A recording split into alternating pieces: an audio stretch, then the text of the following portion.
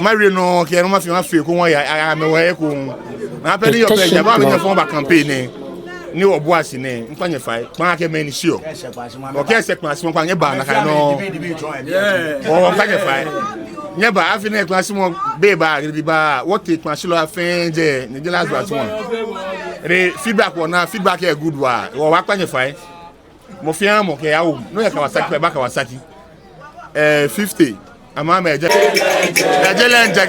njaga onulo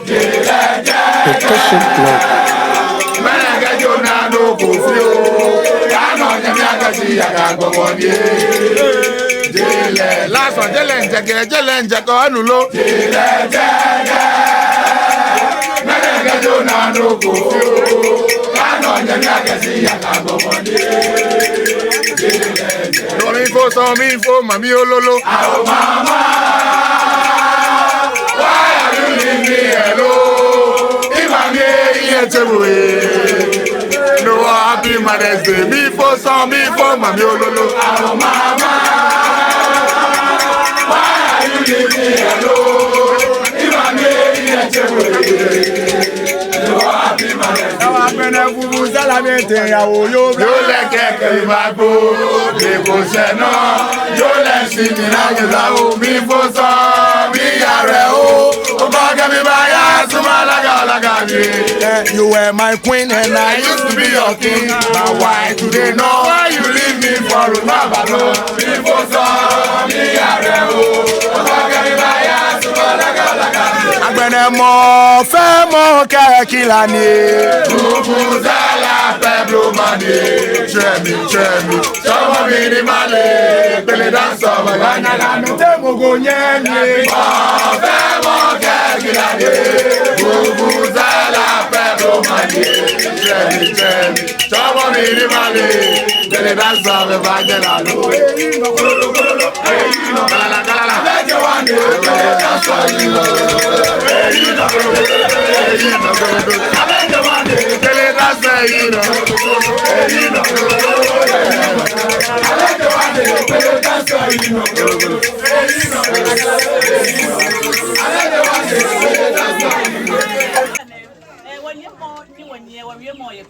The Teshin blog.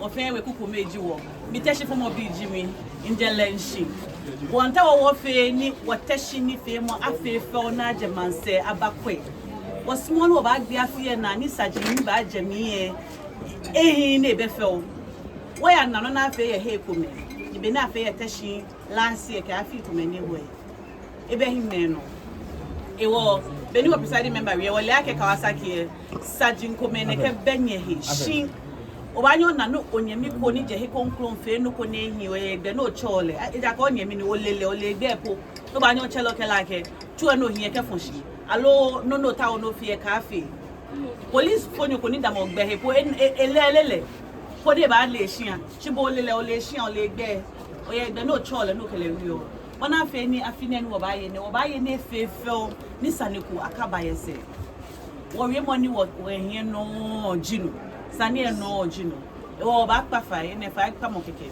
aga be ni fi ola fife ne fi ofo nye fi ale na kan no sha gbe ne hu ke mo kon fe ni na nye chale nye ke laria ne pa ko ni be ni wo ba gbe na be wo teshi gbe ba ya ehi Angela